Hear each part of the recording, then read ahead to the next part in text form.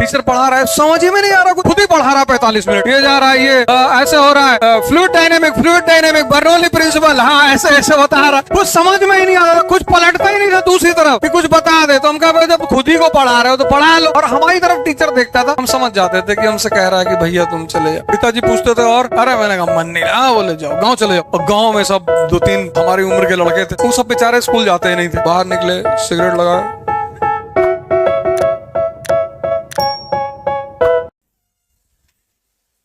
इस दुनिया में तुमसे लोग ऐसे ही लड़ेंगे, पहले सीधे लड़ेंगे, जब वो सीधी लड़ाई में हार जाएंगे तब फिर वो इनडायरेक्ट वॉर लड़ेंगे।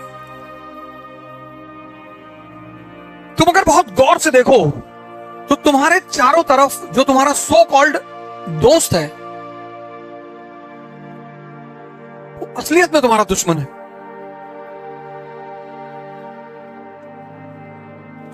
मतलब अगर तुम अपने दोस्त के पास 4 घंटा बैठे, 4, और उस 4 घंटा बैठने पर तुम्हें कुछ गेन नहीं हुआ, जैसे एग्जांपल देता हूं तुमको, अभी G20 का समिट हुआ, 5 राष्ट्राध्यक्षों के नाम बताओ, 5 स्टेट हेड जो G20 में आए थे उनका नाम बताओ। नाम क्या था उसके स्टेट हेड का, बताओ। 5 G20 अटेंड करने वाले प्रमुख नेताओं के नाम बताओ। अभी अभी हुआ ना तुम्हारे सामने,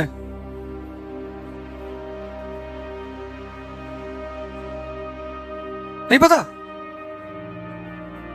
कितनी बड़ी घटना घटी तुम्हारे सामने, और तुम्हारा कोई दोस्त होता तो तुम कम से कम उससे डिस्कस, 2 तो तुम्हें आने ही चाहिए, एक जस्टिन ट्रूडो कनाडा वाला और एक ऋषि सुनक, मंदिर अंदर गए थे बेचारे।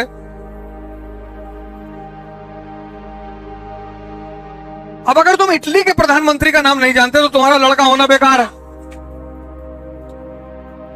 इटली वाला तो जानना ही था। अब अगर तुम सऊदी अरेबिया के शेख जो आए थे उनका नाम नहीं जानते, उन्होंने कहा भैया हम गांधी जी की उस पर समाधि पे नहीं जाएंगे। कुछ लोग इसलिए जाने जाते हैं, कुछ स्पेशल काम कर देते हैं। वो सऊदी वाले आए, बोले हम भैया समाधि पे नहीं जाएंगे, हमारे यहाँ मना है समाधि पे जाना, हम समाधि पे नहीं जाएंगे। वो जो अर्जेंटीना का प्रेसिडेंट आया, एयरपोर्ट पे उतरा, वहां डांस चल रहा था क्लासिकल, वो भी डांस करने लगा। क्या नाम था उसका? अल्बर्टो फर्नांडिस। अगर तुम्हारे दोस्त अच्छे होते ना तो तुम्हें G20 के बारे में सब कुछ पता होता।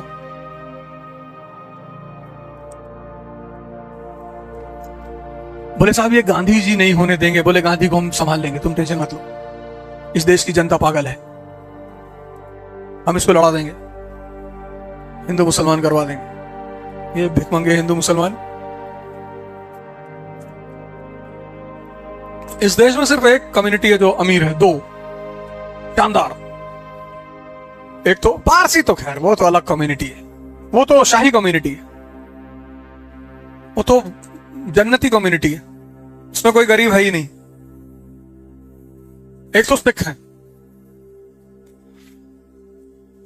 कानपुर में 1984 में दंगा हुआ, लूट लिया उनको, मार दिया, बर्बाद कर दिया। फिर देखो, फिर सारा बिजनेस उनके हाथ में है। तुम जाओ मस्जिद पे जुमे के दिन, सब मुसलमान खड़े भीख मांग रहे बाहर। तुम मंगलवार को मंदिर पे चले जाओ, सब हिंदू खड़े होकर भीख मांग रहे हैं। तुम गुरुद्वारे जाओ, दिखाओ कोई सरदार बाहर खड़ा होकर भीख मांग रहा हो।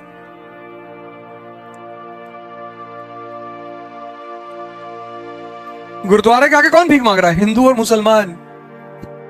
और वो देते हैं, भगाते नहीं। वो मस्जिद के आगे मुसलमान भीख मांग रहा है, हिंदू के आगे, मंदिर के आगे हिंदू, लेकिन गुरुद्वारे के आगे सरदार भीख नहीं मांग रहा। मैं करोल बाग जाता हूं बंगला साहिब गुरुद्वारे की तरफ से, किसी सरदार को मैं वहां नहीं देखता भीख मांगते हुए। और सबसे ज्यादा इस देश में रायता ये हिंदू मुसलमानों ने फैला रखा है। इनको कुछ नहीं पता अपने धर्म के बारे में, दोनों को खत्म है दोनों। इसलिए हमसे दोनों बहुत नाराज रहते हैं। बहुत उल्टा सीधा बोलता है। उल्टा सीधा? तुम भिख मंगे,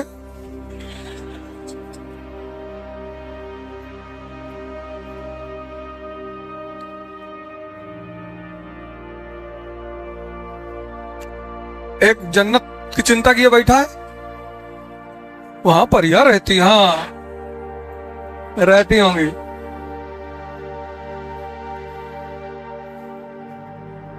नीचे वाली सलमा तुम्हारे साथ रहने को तैयार ही नहीं है, ऊपर परी रहेगी तुम्हारे साथ हैं?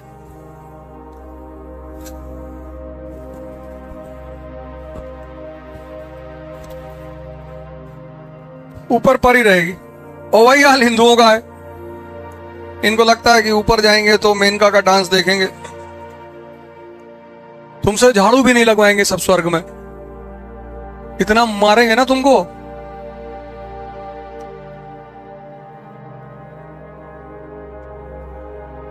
यहां देखो औरतें कैसे नीचे फैट फैट मारती अपने आदमियों को। हमारी सोसाइटी में तो कई सारे केस है। अरे हमको मार दे तो लटका दे फिर सीधे उसी दिन। हमारी अम्मा ने हमको नहीं मारा, छोटे से तब मार दी थी, अब जब 10th में आ गए उसके बाद नहीं मारा। उसका तो उनको लगता था कि मार दिए तो गड़बड़ हो जाएगा। टीचरों ने नहीं मारा। 11th में हमारा जब मन करता था बैग लटकाते थे, कोई पूछता ही नहीं था कहां जा रहे हो, बाहर निकले सिगरेट लगाए चले आप। टीचर पढ़ा रहा है, समझ ही में नहीं आ रहा कुछ, खुद ही पढ़ा रहा है 45 मिनट, ये जा रहा है, ये ऐसे हो रहा है, फ्लूइड डायनेमिक बर्नौली प्रिंसिपल, हाँ ऐसे ऐसे बता रहा, कुछ समझ में ही नहीं आ रहा, कुछ पलटता ही नहीं था दूसरी तरफ कि कुछ बता दे। तो हम कहा भाई जब खुद ही को पढ़ा रहे हो तो पढ़ा लो, जब अपने ही पढ़ा रहे हो। बर्नौली प्रिंसिपल बर्नो, और हमारी तरफ टीचर देखता था, हम समझ जाते थे कि हमसे कह रहा है कि भैया तुम चले जाओ, क्योंकि हमें तो घर में कोई मारने वाला था नहीं। पिताजी पूछते थे और क्या हुआ, अरे मैंने कहा मन नहीं रहा, हाँ बोले जाओ गांव चले जाओ। गांव चले जाते थे शाम, न मचान था, वहीं अपना बैठे, ठंडा घंटा कटाई में तो पानी वानी सप्लाई करवा दिए, खेत में गांव में रहे। और गांव में सब 2-3 हमारी उम्र के लड़के थे, वो सब बेचारे स्कूल जाते ही नहीं थे। लेकिन जब टीचर अच्छे मिले पढ़ाने वाले, एम्पैथी सर, क्या पढ़ाता था वो आदमी, एच एस उपाध्याय सर।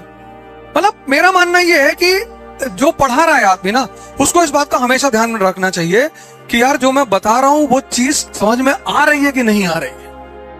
और पढ़ाई को क्रिएटिव होना चाहिए। तभी तो मैं उसकी बात करता हूं रैंचो मॉडल की। उसको क्यों नहीं है, रैंचो को डिप्रेशन क्यों नहीं, वो समझ रहा है, पिक्चर बना रहा है, वो रट नहीं रहा है, चतुर्लिंगम रट रहा है। तभी तो कहता है दुबे चीज जानना नहीं है, याद कर लेंगे। फिर जाके कहता है कि ये हम यहां से पढ़कर निकलेंगे, दुनिया के देशों में फैल जाएंगे, वहां जाकर इतने बलात्कार करेंगे।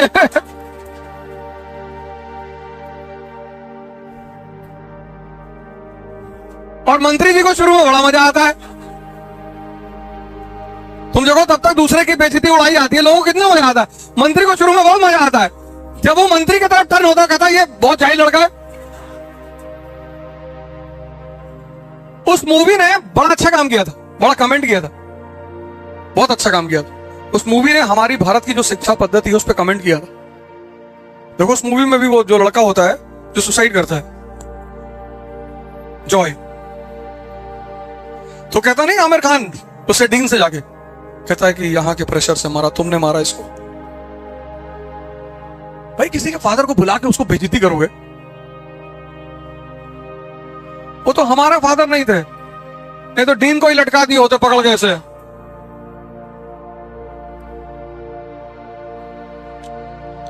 इतनी अच्छी चीज है पढ़ाई, इतनी। देखो तुम्हें कितनी बड़ी बात पता चली कि दुनिया में अमेरिका इंडस्ट्रियल पावर किसकी वजह से बना, कॉटन चेन रिएक्शन से। पता चली ना, इसमें रटने की कौन सी बात है। अब इंडस्ट्रियल रेवोल्यूशन क्यों हुआ, वहां कॉटन चेन रिएक्शन में पहली घटना क्या घटी, कॉन्टिनेंटल पॉलिसी। इसने किसको बढ़ावा दिया, टेक्सटाइल इंडस्ट्री को। अब टेक्सटाइल इंडस्ट्री के लिए स्टील चाहिए, इंफ्रास्ट्रक्चर के लिए स्टील चाहिए, तो टेक्सटाइल इंडस्ट्री ने किसको बढ़ावा दिया, आयरन एंड स्टील को। इन्फेंट कंट्री है, पैसा बाहर से नहीं आ सकता, तो न्यूयॉर्क स्टॉक एक्सचेंज। अब तुम्हें इस कहानी को तो तुमने समझा, उससे एक बात क्लियर हो गई कि अगर भारत भविष्य में इंडस्ट्रियल पावर बनेगा तो इस रिएक्शन को फिर से जिंदा करना पड़ेगा, कानपुर को फिर से जिंदा करना पड़ेगा। कानपुर किसका सेंटर था? टेक्सटाइल का। 1 अरब 50 करोड़ लोग इस कंट्री में रहते हैं। अगर 80% लोग इस देश का कपड़ा पहनने लगे तो हमारी टेक्सटाइल इंडस्ट्री बूम करेगी। टेक्सटाइल इंडस्ट्री बूम करेगी तो स्टील की जरूरत पड़ेगी, स्टील इंडस्ट्री बूम करेगी।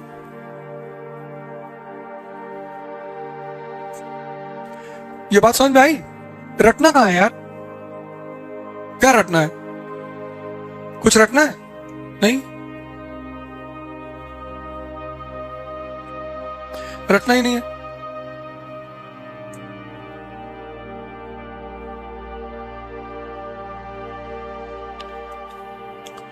अब तुम क्लास के बाद जाओ, इसको एक बार डायग्रामाइज कर लो, रफ पेपर ले लो और 2-3 बार इसका डायग्राम बना डालो। क्या पहला डेवलपमेंट ये हुआ, दूसरा डेवलप खुद से बनाओ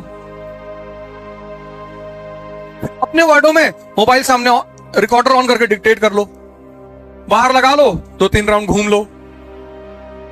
तुम्हारी वॉक भी हो गई, तुम्हारा रिवीजन भी हो गया, कंसोलिडेशन भी हो गया। यही तो है तैयारी।